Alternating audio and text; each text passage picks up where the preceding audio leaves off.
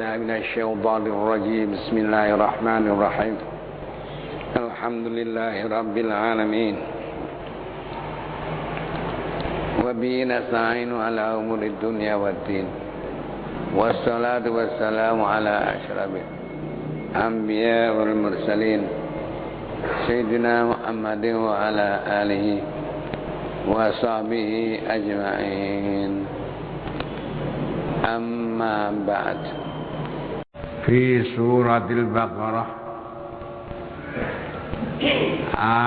al-ayat tsaminatu was amsita was amanun badamiah ayat 168. Allah berfirman, A'udzu billahi minasyaitonir rajim. Ya ayyuhan nasu kulu mimma fil ardi halalan thayyiban wa la tattabi'u khutuwati syaitan innahu lakum aduwwum mubin.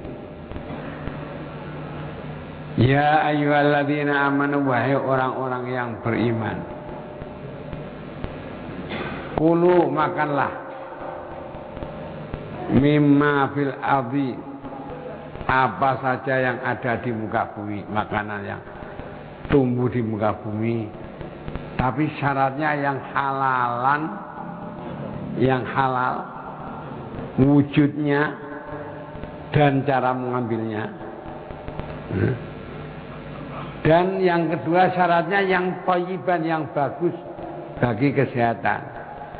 Ya halal tapi tidak berguna, kereweng dipangan ya tidak boleh. Tidak thayyiban bagi kesehatan. Wala tattabi'u, jangan engkau mengikuti khutuwati syaitani, langkah-langkah setan. Pokok enak, tidak peduli halal atau haram, makan jangan. Innahu sesungguhnya setan itu lakum bagi kamu sekalian adalah aduwwum mubin, musuh yang nyata. Ini kalau ayat ini kalau kita perhatikan seolah-olah tidak ada hubungannya dengan pendidikan sama sekali. Padahal itu ayat ini penting sekali. Dalam Islam itu ada pendidikan yang terkenal dengan pendidikan prenatal, pendidikan sebelum anak itu lahir, yaitu semenjak pemuda. Orang yang ingin punya anak baik harus jadi pemudanya pemuda yang baik. Itu ada sebuah kisah yang bagus. Kisah ini saya terima dari Al-Maghfurlah Mbah Kiai Ali Maksum Kerapyak waktu saya masih mondok di sana itu. Kisahnya Sayyid Idris, bapak dari Imam Syafi'i. Pada waktu beliau masih muda, beliau tanya kepada kiainya, gurunya, "Yai, saya ini ingin nanti kalau sudah kawin punya anak itu jadi anak yang soleh, yang ilmunya memenuhi dunia itu, apa bisa ya?" "Oh bisa, tapi bisa." "Syaratnya apa ya?" "Syaratnya yaitu kalau kamu jangan sekali-kali makan kalau tidak makanan yang halal 100%. Ini yang 100% yang sekarang tidak ada ini. Jangan sekali-kali minum kalau tidak halal 100%. Nah itu Imam Sayyid Idris itu, iya sanggup saya. Apa konsekuensinya? Sayyid Idris itu pekerjaannya tukang lelono, ngembara. Kalau ada dengar orang bangun masjid, bantu, ikut, bangun madrasah, ikut. Tapi kalau disuguhi makan, diurus ditanya, "Terima kasih, makanan ini dari mana asalnya?" Walau tidak ketemu halal 100%, saya tidak mau makan beliau. Juga dikasih minuman tuh kalau tidak halal 100%, tidak mau minum. Jadi konsekuensinya kadang-kadang 5 hari 5 malam tidak makan, tidak minum, 7 hari 7 malam tidak makan, tidak minum, biasa. Risikonya memang. Dan itu dirasakan dengan ridho, memang risikonya. Sampai pada suatu hari, ceritanya beliau ini, Said Idris ini, sudah 5 hari 5 malam tidak makan apa-apa. Tidak makan, tidak minum. Jalan-jalan ketemu sungai. Nah, setelah lihat sungai, nah sungai ini mesti airnya halal ini, miliknya Tuhan kok. Terus terjun ke sungai, minum sepuasnya. Setelah puas minum itu, melihat buah delima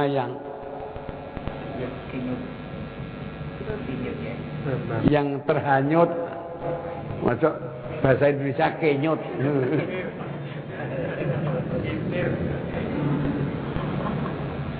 Setelah itu lihat, wah ini halal nih, ambil dimakan. Setelah habis separuh, hati kecilnya tanya, Dres, kamu hukumi halal itu dari mana? Kalau ada buah delima hanyut di sungai, mestinya ada pohon delima yang ada di tepi sungai itu. Ya kalau yang pemiliknya menghalalkan, kalau tidak, kan perutmu terisi barang yang tidak halal. Waduh, yang separuh dimasuk ke desa. Masukkan satu, naik terus itu disungsang. Kemudian dia menuju ke arah hulu sungai ini. Setiap ada pohon delima yang tumbuh di situ, dicocokkan buahnya dengan yang lain. Nah itu 3 hari 3 malam baru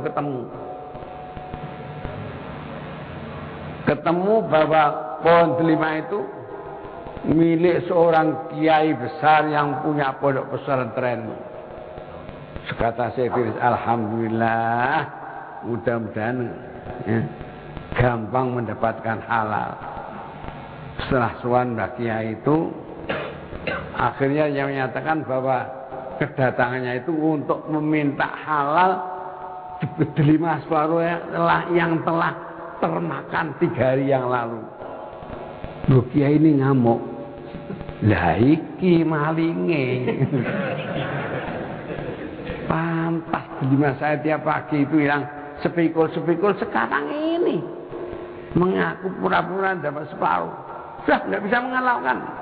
Nangis itu, enggak Kiai, saya tidak nyuri, tinggal nangis, tidak diopen nih sama Kiai, saya tinggal mengajar. Ditunggu sampai 2 jam mengajar. Kembali ke situ masih nangis, siapa? Minta halal ya, saya tidak mencuri, tunggu saya menerima, tidak percaya. Sekarang saya mau menghalalkan, tapi syaratnya satu. Apa ya syaratnya? Saya halalkan, tapi kalau kamu mau kerja bakti di sini 10 tahun tanpa bayaran 1 sen pun. Berani kamu?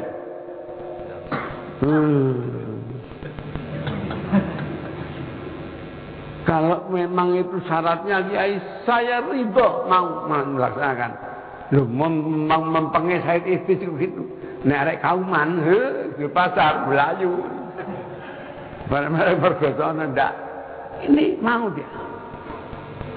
Ini cerita ini mengena sekali di hati saya. Untuk Mbah Kiai Ali Maksum itu cerita itu. Lalu wong itu cerita itu diceritakan habis asar itu. Sampai maghrib baru selesai itu cerita. Akhirnya pekerjaan dilaksanakan dengan baik. Tapi ya ingat, tidurmu ya di kebun delima itu. Iya.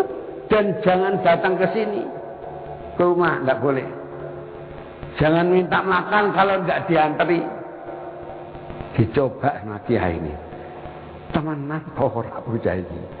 Kadang-kadang 3 hari baru diantri makanan sekali. 5 hari sekali diantri makanan. Dan pekerjaannya bagus. Tidak ada daun kering satu pun tidak ada. Pohon delima disirami dengan baik. Sampai begitu berlaku 10 tahun. Dikerjakan. Setelah 10 tahun, saya Idris masuk ke rumah kiai. Kalau rumah kiai dibentak, hei Idris, siapa yang nyuruh kamu masuk sini? Anu kiai, kemarin sudah 10 tahun saya hitung. Saya kesini ingin menagih janji Pak Kiai. Janji apa nggak saya sama kamu? Hah?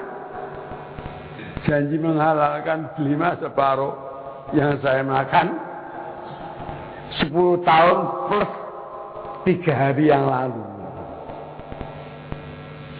Kata Kiai, kasih toh. Tidak jadi maafkan. Lu kenapa? Kiai kok, hatiku panas. Hati saya masih panas kan. Kamu bilang delima itu kelingan delima berpikul-pikul yang telah hilang itu. Jadi masih panas, tidak bisa menghalalkan. Nangis itu. Ya ayo, mana kok menyalahi janji. Babano, si hatiku si panas.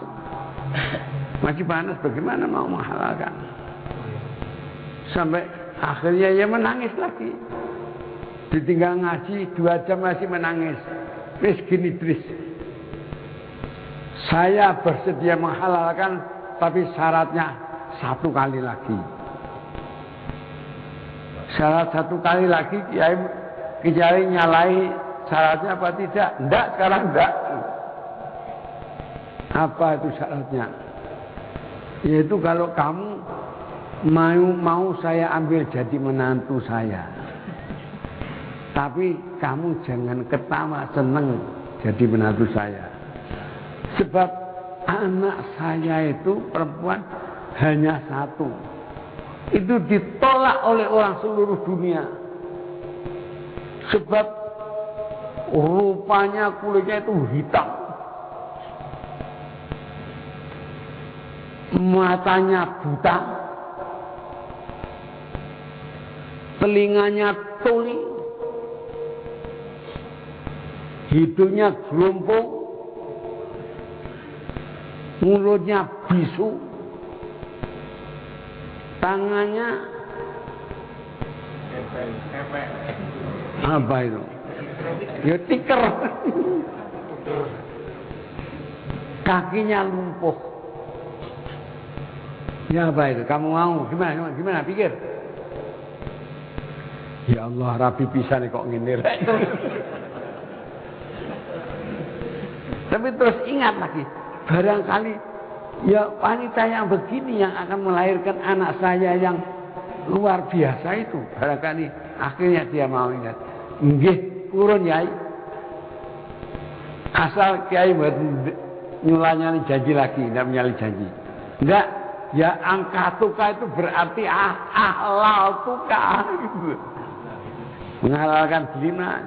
Gitu. Udah. Kiai nak berkentangan teng santri kumpul semua. Kiai mantu. Sapi disembelih, kambing. Setelah tamu berkumpul semuanya dan sudah habis ijab kabul, angkah tukar baca ke kabul itu nikah. Pengantin laki-laki ditemukan dengan perempuan. Said Idris ini nangis lari. Ndak, Kiai, haram. Lari pengantin laki-laki. Lurah pondok, tangkap itu. Pengantin lari. Kamu pirang-pirang. Tahu. Setelah ketangkep dia, gimana sih? Kok jadi pengantin kok lari? Kamu sekian banyaknya ini kamu nyuruh kamu. Bagaimana wong Kiai tidak cocok omongannya gitu kan? Katanya istri saya itu hitam rupanya. matanya buta, tuli, gompong, bisu, cekre, lumpuh. Nah itu yang dipasang di pelaminan kok cantik berarti bidadari gitu ya. Kan bukan hak saya itu. Kalau bukan hak saya kan berarti haram itu. Nanti dulu Dris. Saya tidak dusta. Saya omong dengan omongan kinayah. Kamu terima dengan apa adanya hati sesungguhnya. Yang saya maksudkan anak saya hanya satu itu, tidak ada lain. Yang saya masukkan hitam itu. Ini anak saya ini kalau habis belajar ngaji, terus ke dapur, bantu ibunya masak. Jadi karena dapur itu masaknya kalau kayu ireng kabeh. Jadi hitam itu sebagai gambaran bahwa pandai masak anak saya itu. Matanya buta, tidak pernah ngelirik laki-laki, santri-santri laki-laki banyak tidak pernah melihat untuk maksiat. Telinganya tuli dari mendengarkan maksiat. Hidungnya juga gelombang dari mencium bau maksiat. Mulutnya juga bisu dari omong maksiat. Tangannya juga lumpuh dari melakukan maksiat dan kakinya lumpuh dari berjalan ke tempat maksiat. Gimana Dris? Nah kalau punya memang kiai senang punya menantu saya ya monggo, tapi harus akad nikah lagi. Harus ijab kabul lagi. Ya akhirnya ijab kabul lagi. Ijab kabul lagi. Itulah Ibu Imam Syafi'i radhiyallahu anhu. Jadi kalau Imam Syafi'i umur 7 tahun sudah hafal Quran plus tafsirnya. Umur 9 tahun hafal kitab Muwatta 4 jilid karangan Imam Malik dulunya itu. Dan kalau umur 11 tahun beliau suka diangkat jadi mufti di negeri itu, dan umur 15 tahun sudah menjadi guru besar, jadi profesor sekarang. Itu karena yang hebat itu bapaknya itu. Akibat dari makanan yang halal dan yang haram. Maka itu Allah berfirman tadi, makanlah yang halal supaya sehat badanmu dan tenang jiwamu. Jangan makan yang tidak halal, jadi tidak tenang jiwamu. Sebab manusia itu oleh Allah dalam surat Asy-Syams dinyatakan, wa nafsin wa ma sawwaha, demi jiwa dan demi apa-apa yang meratakan jiwa itu.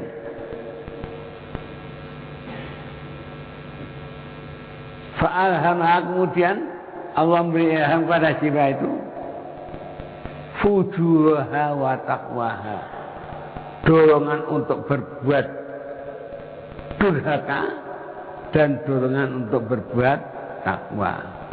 Jadi setiap lahir ya, dan apa yang menyempurnakan selanjutnya sempurna itu, semua manusia diberi dua macam dorongan. Dorongan untuk berbuat durhaka dan dorongan untuk berbuat takwa. Seberapa persentasenya tergantung ayah ibunya. Kan warisan dari ayah ibu ini. Jadi kalau cari menantu jangan hanya cari cantiknya saja, gantengnya saja, akhlaknya gimana, bahannya apa. Kalau anaknya gayus tambunan aja mbok pek. Wong koruptor itu mesti durhakane teman-teman itu. Meskipun cantik, jangan menggantungnya. Dan nanti hasilnya begitu. Nah, dorongan ini, dorongan jiwa ini, ini akan terwujud menjadi perbuatan yang nyata manakala dalam diri manusia itu ada energi. Kalau tidak punya energi, walaupun kepingin nyolong pencit, neng tenagane nggak ana, kami angen-angen tok. Gak sitok kelaksanaan. Ayo, nggak nyonggo sirahe gak kuat ya. Demikian mau berbuat baik, tidak ada tenaga juga tidak bisa. Nah, tenaga itu berasal dari makanan. Kalau bahan makanan itu bahan makanan yang halal, wujud dan cara mengambilnya, nanti jadi energi juga energi yang halal. Energi yang halal akan mudah diserap oleh dorongan yang ajak baik. Kalau bahan makanan itu haram, nanti jadi energi-energi haram yang akan diserap oleh dorongan yang ajak durhaka. Tergantung dari makanan yang dimakan tiap hari itu. Maka itu niki kula kandhani rahasia niki. Rahasia. Saya tahun 57 bulan Juli tanggal 7 kawin. Baru dapat 3 hari ngotek sebelum istri itu belum terotek, saya sudah dipanggil oleh mertua. Mertua saya itu seorang ulama ahli tasawuf, ya anggota pleno PB. Saya dipanggil, Mas Duki dalam bah, hati-hati ya kon, hati-hati kowe ngorembang kok, jangan tarofuh dan jangan bernikmat-nikmat dengan uang gajimu. Beliau tahu kalau saya ini PNS. Gaji saya tahun 57 itu sudah 600 rupiah. Dan itu untuk makan 3 bulan habis. Ya. Wong 200 rupiah itu in the cost all in kok. Ya, sampai nyetrikane niki 600. Jangan tanah dan talafuh. Nah, saya tanya kenapa, Bah? Karena gaji pemerintah yang dibayarkan oleh kamu itu al-ahsan paling bagus, hukumnya subhat. Kan tak kecil saya. Kok sakit, Bah? Iya.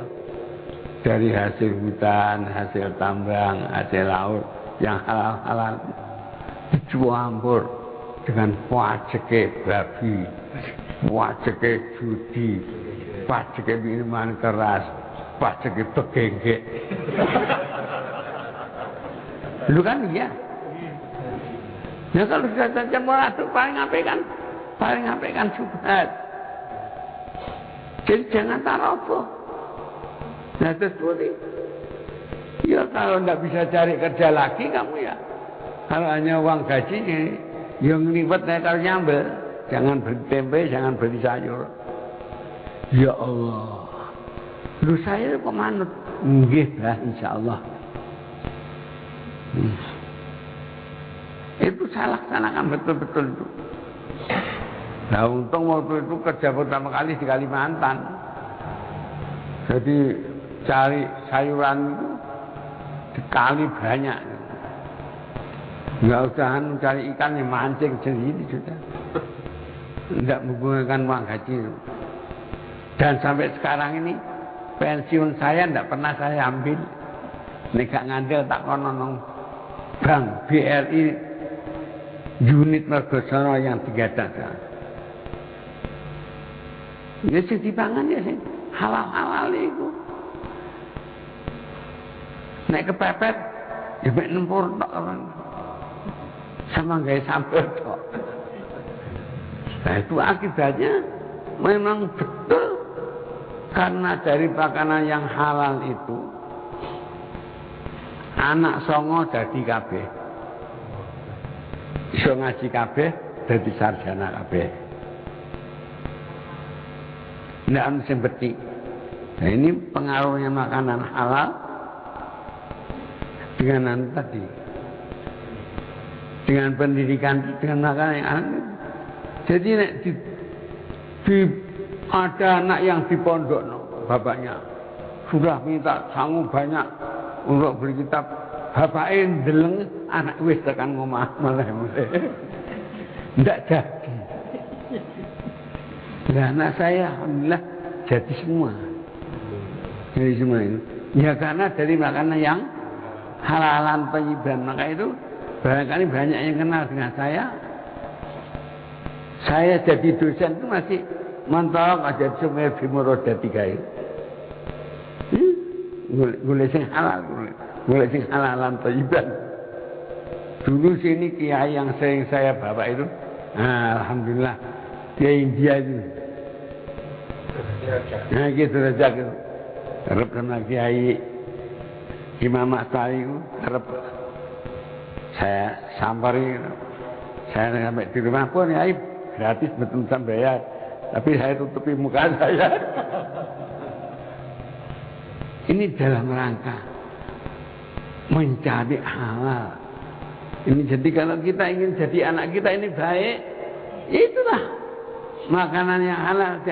Nanti soal pengajaran, pendidikan itu faktor luar, tapi faktor kejiwaannya ini dari energi ini yang halal ini. Ya, berarti itu faktor luar itu cara pendidikan, pemberian contoh itu. Kalau cilik biasa dibasani, kok anaknya tetap ngomong. Kadang-kadang itu enggak, bapaknya itu anaknya di ngokoni. Nah, anak malah itu ngokor loh. Lalu ibunya tidak melajari yang sopan santun yang baik. Itu kira-kira inti dari ceramah saya ke situ. Silakan kalau ada tanya jawaban.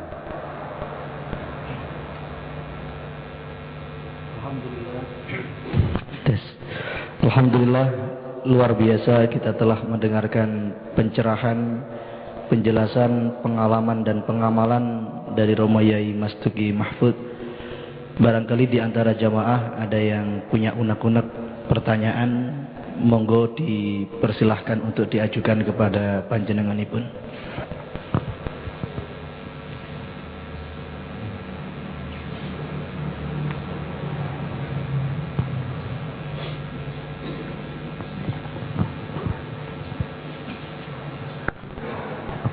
Kalau tidak ada dari kami, Yai, bagaimana makin mendukung pendidikan anak itu? Apakah kemudian ada doa-doa yang bisa diijazahkan untuk mengikhtiarkan agar anak kita menjadi anak yang soleh dan solehah terkait doanya? Iya, meskipun orang berdoa sampai ledeng, cangkemnya ledeng. Kalau bahannya jelek gimana? Bahannya itu bahan. Kalau kayunya sudah bagus bahannya, jangankan tukang yang ahli, tukang ceketer itu jadinya baik. Ya, dulu itu tidak harus mahal, titelnya tumpuk undung, biasa saja. Hasilnya baik sebab memang bahannya baik. Kan tergantung bahannya toh. Kalau tukang kayu yang baik, kayunya biasanya jadinya baik. Kalau kayunya jelek walaupun tukangnya ahli ya tetap jelek hasilnya. Kan begitu tuh. Dulu tuh guru-guru yang mengajar kita itu pun pandak titelnya rentap itu enggak. Nah sekali lagi titelnya rentap, ya, tapi bahan yang diajar jelek, jadinya kan ya jelek, tidak bisa baik. Mungkin dari segi kecerdasannya bisa, Tapi dari kepribadiannya tidak akan bisa menjadi anak yang soleh, itu tidak mungkin. Sebab soleh itu, definisi soleh itu orang yang sudah tidak berani melakukan dosa-dosa lahir yang kelihatan mata dan dosa batin, yaitu akhlak-akhlak yang tercela. Itu soleh dan soleh. Nah kalau potongannya pakannya barang haram, anaknya dari berunat, kan tidak bisa jadi anak baik. Bagaimanapun pandainya guru itu tersebut memberi pengajaran. Jadi kalau hasil korupsi begini, dilenak-lenak begedut kabeh. Itu. Jadi tidak bisa jadi orang yang baik. Iya. Iya. Assalamualaikum warahmatullahi wabarakatuh. Waalaikumsalam. Sehubungan dengan halal ya. Iya.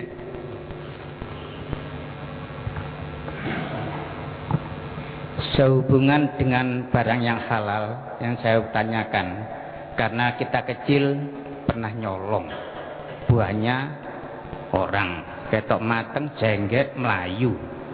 Nah untuk mencapai barang yang halal itu apakah kita cukup membaca istighfar ya?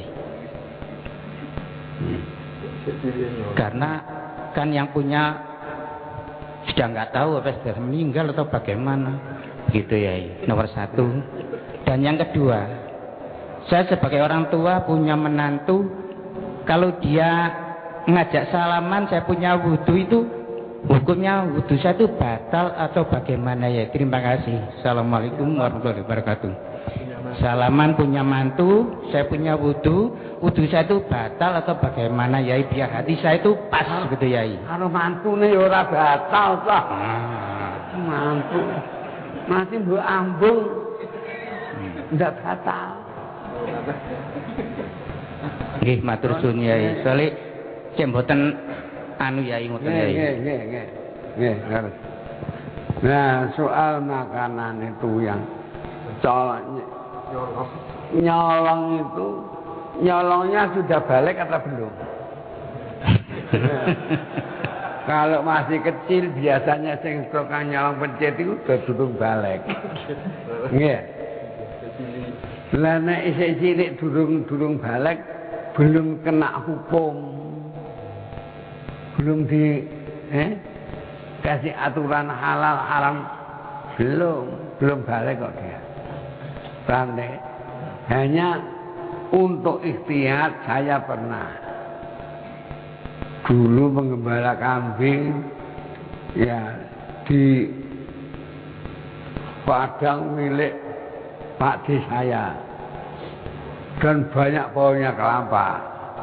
Kalau kelaparan itu nyolong kelopon itu. Nih ngidile balik. Ning ngoten niku Bang Pak D pun sedo putrane, Mas aku njaluk ngapura ya halal. Biyen aku nek angon wedhus jeneng nyolong tegar. Ngene kayak Pak D. Ya kena hukum, belum kena hukum. Sampun? Nggih, sampun matur suwun ya. Nggih. Assalamualaikum warahmatullahi wabarakatuh. Ini berurusan dengan antara halal dan haram. Saya itu punya Yai, kagungan utawi sapi. Nggih. Nah, kula niku ngrumput utawi pados ramban. Pados ramban utawi suket. Pados ramban atau rumput. Nah, yang mana ramban dan rumput itu saya kan tidak tahu. Yang ramban itu kan punyanya orang. Kan kalau mau minta kan itu di hutan. Di pekarangan kan tidak tahu yang mana yang punya pekarangan. Dan rumput pun ya tidak tahu yang punya rumput itu siapa, tanahnya siapa kan nggak tahu. Pokoknya saya itu pokoknya ngerumput. Pada waktu itu kambing saya kan dari hasil saya mengambil rumput dan ramban tadi. Terus saya jual istilahnya buat idul kurban itu nanti gimana hasil penjualan ternak saya itu tadi ya? Nur. Salam.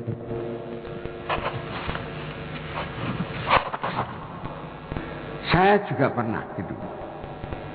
Tapi kalau itu ngerumput itu di pesisir tepi sungai, ya, yang itu tidak ada yang pemiliknya, kan halalun itu. Kalau ada yang pemiliknya, kula nyuwun bodhonge nggih.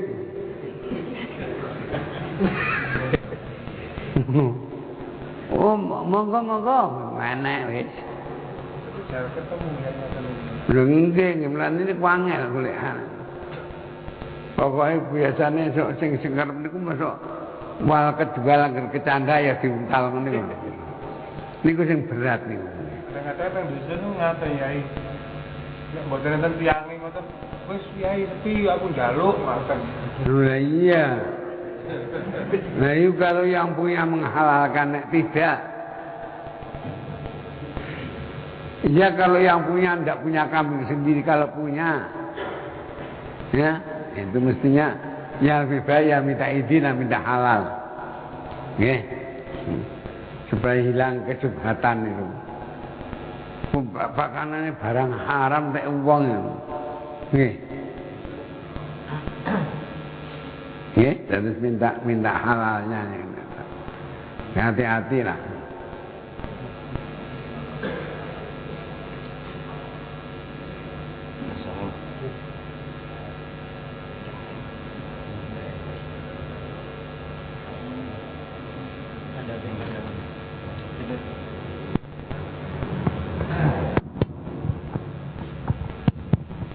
Assalamualaikum warahmatullahi wabarakatuh. Ada dua pertanyaan Romo Kiai yang akan saya tanyakan. Pertama, uang yang ada di bank ini akan ada bunganya biasanya di bank ini ya. Kita nggak mungkin bisa memisahkan, bilang ke orang teller, pisahkan bunga saya dengan yang ini, karena bunga itu biasanya kan dosa. Nah ini gimana menyikapinya? Kedua, anak saya yang bekerja di perusahaan Jepang, biasanya orang Jepang ini kan sering ya banyak apa ya, penyimpangan lah dalam mengerjakan sesuatunya. Apakah hasil yang diterima anak saya, yang dikirim ke saya ini termasuk subhat juga? Gimana menyikapinya? Itu aja Romo Kiai. Wassalamualaikum warahmatullahi wabarakatuh. Yang kedua apa tadi? Yang kedua, anak saya terima uang dari orang Jepang karena dia bekerja di orang Jepang, perusahaan di Jepang. Yang biasanya bosnya ini kan ya beling lah gitulah. Nah kalau beling itu otomatis yang dihasilkan uang itu termasuk uang beling juga. Nah uang ini dikirim ke saya, sekarang ada di bank juga. Gimana menyikapinya supaya barang ini tidak subhat gitu loh, bisa halal gitu. Ini yang kedua nih yang saya paham loh. Jadi gini Yai, anak saya bekerja di perusahaan Jepang Yamaha. Ya. Dan bosnya ini suka nakal. Otomatis ya mungkin gambling atau judi atau apa. Otomatis perusahaannya kan juga perusahaan kotor. Otomatis yang dibayarkan ke anak saya itu juga termasuk uang kotor juga. Gaji yang diterima. Nah ini ada dikirim ke saya dan dimasukkan ke bank juga. Jangan dikirimi. Iya. Apakah ini termasuk uang subhat juga? Gimana menyikapinya? Ya, tapi di antara yang halal karena yang haram ada yang halal toh. Iya. Yo. Yakin no iku sing halal dikirim namamu. Yang halal. Kalau masalah bunga bank itu sejak dulu memang jadi masalah. Ya. Kemudian hasil dari bahasa Basul Masail NU wilayah Jawa Timur di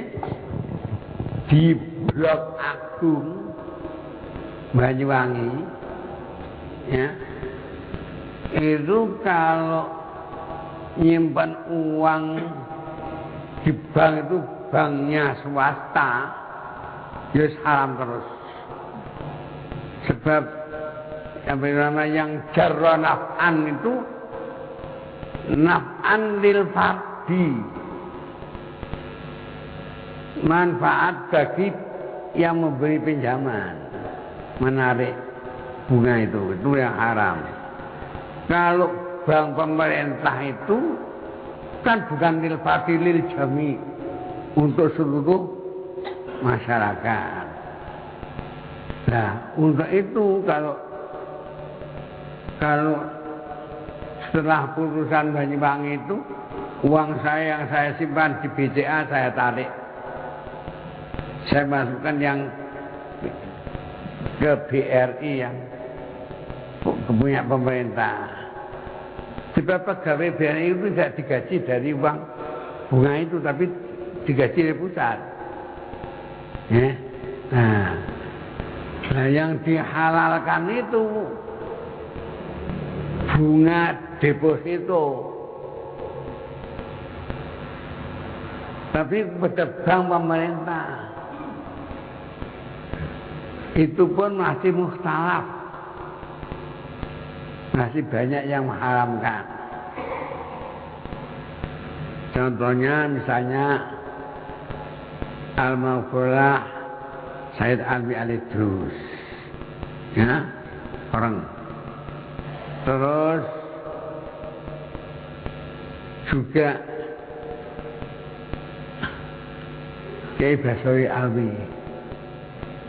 itu keren hukumnya menibang itu. Tapi saya pernah mendapat apa itu dari Said Alwi Al-Idrus Al-Maghfurah itu putusan dari ulama Pakistan tentang bunga bank itu. Menurut beliau barangkali itu Kiai Basri masih punya naskah putusan itu. Bunga bank itu kalau bank dari pemerintah ya, itu hukumnya dari harta yang tidak bertuan. Jadi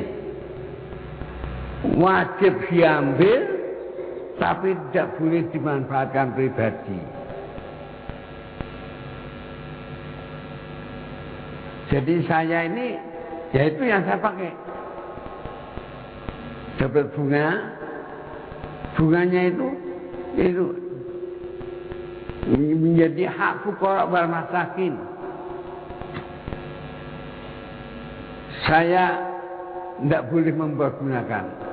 Jadi untuk fond sodakoh gitu. Jadi kita itu pengumuman ada duit ini. Betul-betul. Nah, itu dari uang itu.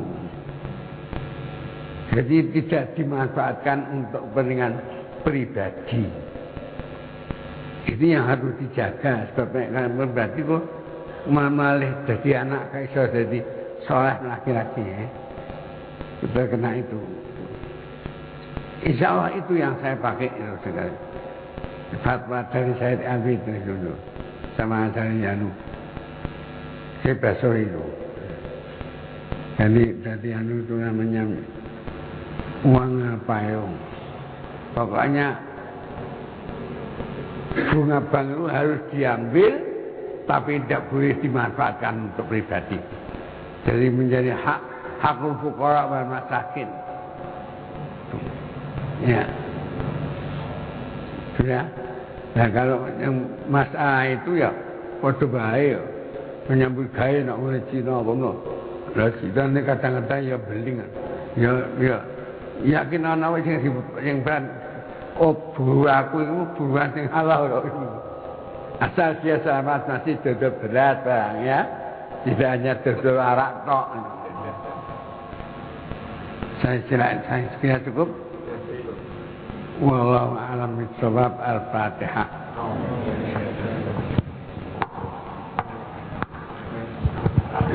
Bismillahirrahmanirrahim. Subhanaka la nuhsi Salli ala nuril anbar wasil asal dari yakin ayat Allah. Allahumma ja'ala wa beratan wa ta'amila min adil imi al-yakat. Wa la taja'ala wa yamin al-isak wa min batina. Subhanallah salam Allah ma'afiyat wa batin. Wa na'ba wa asan ya ma'asman ma'allah. Allahumma tu'una rizqan jadidan halalan tayyiban barakah. Wa umran ramina malan katsira khairan qad baik. Auladan salihah maqbuna wa ziyaratan. Allahumma ij'alna wa auladana wa talamidana min al-hayat. Wa la taj'alna wa yamina syarran. Fatina subla salam rabbana atina fil.